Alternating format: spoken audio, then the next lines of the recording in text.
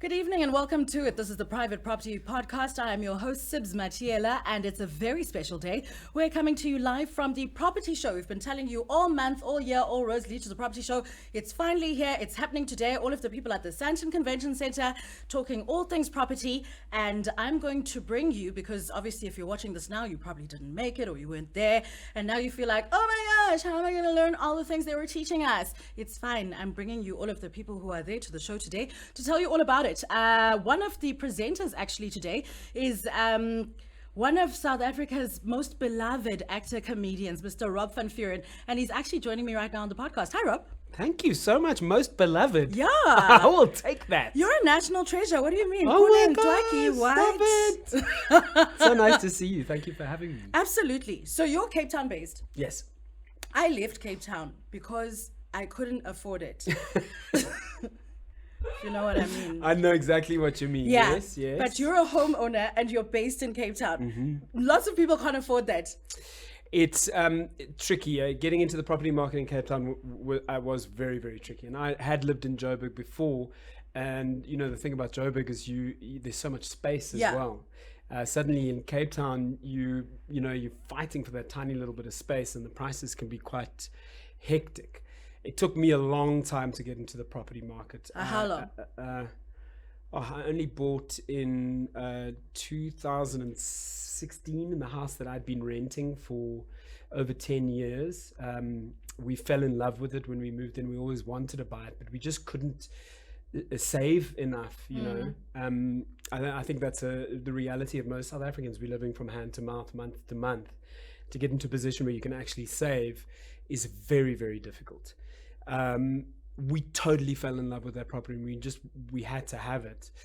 And then eventually the person who owned it was like, I have to sell, it's now or never. And you were like, yes. We just threw ourselves at it. We didn't have the deposit.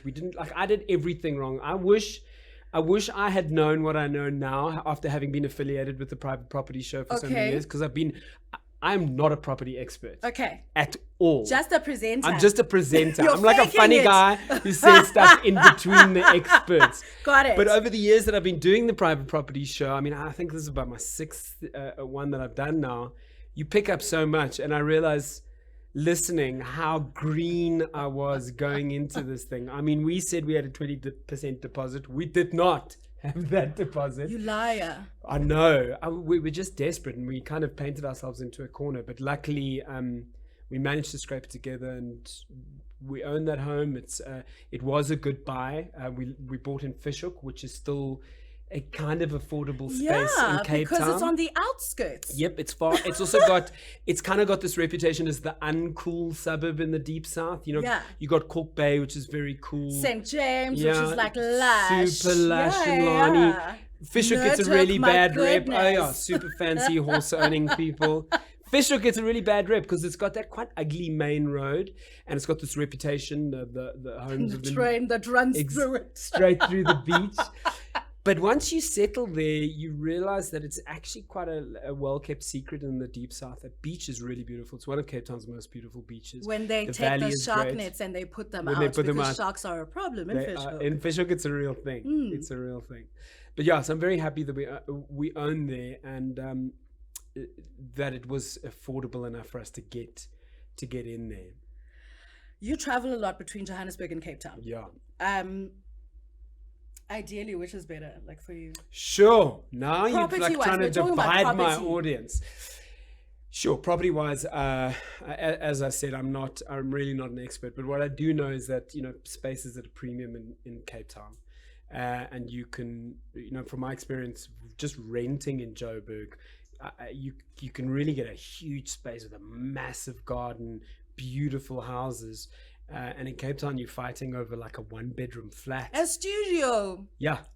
It just seems like a very different ball game to me. I mean, in terms of investing, I honestly wouldn't know. You tell me. You've been speaking to all these experts. What's the best bet? This is not about me. I'm just the presenter of the show. That's my job. To ask you the question, sir.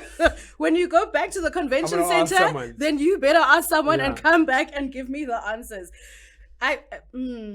Yeah, I think for me, obviously, like Joburg is it, only because Things are a bit easier up Right. here. Yes. Yeah.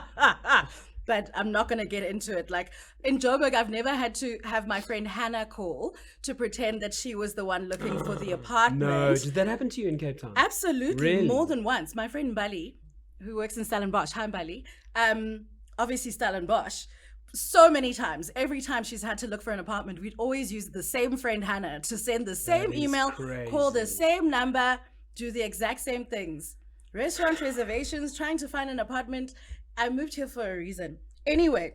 I know. I feel bad about living in Cape Town. No, it's fine. It's fine. It's not me, okay? It wasn't me. No, I know. You were a freelancer as well. Yeah. So, wait. Freelancers, comedians, actors, who are the other people in this game? Artists, freelance yes. artists. It's not easy to get a bond if you're in my position. I can tell you that much. That's what I want to ask you. How does that happen? I just shopped around at all the banks. Obviously, put in all my info. I suppose I was lucky enough that I had a good enough credit rating, and I did lie about the 20% deposit, which helped. So in the end, it was granted. Standard Bank gave me a home loan, and I scrambled like crazy to get that 20%. What did you do? I phoned friends. Not like Firefaced or like Sivangesi. I love you, man. He helped me. Siv gave you money. Siv gave me money. So what tips would you give to freelancers who are first-time home buyers? Now, having been affiliated with the Property Show and Private Property, learning everything that you've learned, you're obviously presenting, you're listening in on all of these panels, all of the experts, and you're taking in these gems all of the time and thinking, I think you've got to arm yourself with as much information as possible, and come to events like this, the Private Property Show. I'm hosting the first-time home buyers theatre, and you've got all these experts dealing, with every step of the process, from the offer to purchase to conveyancing to everything through that process. Get the information that you can. You've obviously got to. You've got to be realistic about how much capital you've got. Don't be like me. Without Siv, you're going to struggle. Your credit rating's got to be good. You got to have some money in the bank. I don't think freelancers even check their credit ratings. You know that? And it's a terrible habit, and we really should, because it's linked to so much of any kind of access to any kind of lifestyle upgrade. So you have to be aware of it, and there's simple ways of kind of keeping on top of that, even if you are a freelancer and work is sporadic. And obviously freelance has been a tough time for everybody coming through the pandemic, but for freelancers in particular, it can really mess with your credit rating.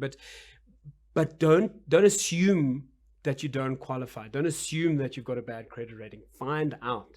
Take the steps. And if your credit rating isn't great, speak to the banker. Find out what you can do to improve it. There's always a way to move forward. Yeah. And arm yourself with information. Speak to the experts. Deal with reputable people within the industry, and you can find a way through it. Like, don't count yourself out unnecessarily. Exactly. I think the thing we deal with a lot of the time is that we're self-employed, basically, but artists want to art and not necessarily do spreadsheets and come up with income statements or even file their taxes sometimes. Not me. I file my taxes regularly. Thank you, SARS, for the refund. I have a tax person who does it for me. Oh! I'm so bad. I can't do You it are my so own. rich now. You don't need Siv's money for anything. Still got to pay Siv back some of the money, so let's not talk. How many years has it been? It's been a while now. I can't imagine the amount of interest. He's a very patient man. I love this for him. Don't give him the money. Just send it to me and then say, Siv said that I could pay you back by giving the money to her. Yeah, I've opened a kettle of worms here. Siv, I'm so sorry about that.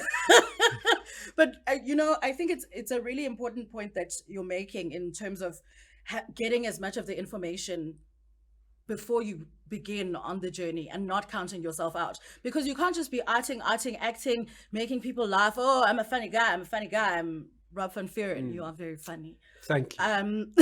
But funniness doesn't necessarily don't pay the bills. Pay well, the it does, bills in or your case. pay for your retirement annuity or whatever it might be. And I think that's like you say, freelancers and artists, we tend to think like, well, that's all we can do is art. But you've got to look after your future, and there's little things that you can do to create some sort of financial stability in your life.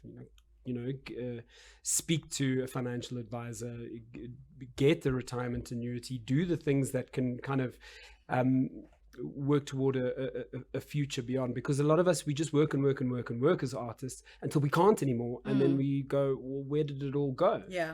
So you got to try and manage it long term. It's a slog being an artist in this industry, so you got to play the long game, and you can't just live in the moment every day. You got to think ahead a little bit. You can't be on I blew it. Mm-hmm. Who has a better house, Corne or Twaki? Whoa. Whoa. Now you really want to see some fists flying. Yeah. Corne actually lives across the valley from me in Clovelly. Not Clovelly. Yes. Fancy. Very close to the golf course. My goodness. Beautiful property, beautiful pool, a wonderful massive stone feature that he's got. So it is gorgeous. However, I've got the sea view up on Elsie's Peak in Fishhook. So I've got a lot of sun. I've got a sea view. I've got the sunrise and the sunset coming up. You probably up don't even have curtains, ne? You don't close curtains in your house. Oh no! It's super beautiful. So I'm going to say me. I think our house is the best. I wouldn't want to trade. Let me say that. You heard it here first. Rob van Vuuren. He says he's got Twaki is house. winning. Yeah, Twaki wins this one. I mean, I don't know if we can give Corne a right of reply at some stage, but we'll take your word for it for now. Rob, before you go, I want to ask you, from what you've seen and of being a presenter, what's the value that you see for all of these exhibitors now coming to the property show and taking part, and also for the people coming in to participate in all of these panel discussions? And what is the benefit? Why would you encourage someone and say, you know what, go to the property show? I think there's so many benefits, for the members of the public to come in, for a layman to come in and get expert advice, and a lot of it has been broke down in a way that's really simple and understandable. Even I'm starting to grasp some of the basic concepts, which is amazing. You have a house already. So I think for the general public, it's an incredible opportunity to arm yourself with information, as I said. But then also for the vendors, there's a wonderful kind of opportunity of cross-pollination and transparency. You as a member of the public, you get to see a lot of these people who are working for I suppose what would be competitive organizations, and they're forced to answer tough questions. They're forced to be. It is a comparative environment, so you as a potential buyer get to see how the different organizations respond, and I think that's really, really useful, not only for members of the public but also for the people who work for these organizations. Yeah. It really is a great opportunity for information to disseminate and for collaboration to happen as well. I think there's a lot of interesting conversations happening. It's not just about listening to what's being said. It's finding someone who you've heard talk and then asking them questions afterwards and getting really in-depth insight into it. So yeah, it's a great opportunity. Ladies, gentlemen, them's Rob van Vuuren, South Africa's most beloved, Joey Rasdeen, this is for you. South Africa's most beloved comedian and actor, only after Siv Ngesi. Do you hate when people say, tell me a joke? I just don't. Do you know any jokes? No, I don't. Okay, so that's where we'll end it off. No jokes from Rob van Vuuren, who used to be South Africa's most beloved. Used to be. You know what? Someone called Siv. Siv must get here immediately. Maybe he'll give us money for a house and tell us a joke as well. He's just the gift that keeps on giving, unlike this guy. Thank you so much for joining us on this episode of the Private Property Podcast. I'm your host, Sibs Matiela, and I'll see you again tomorrow night.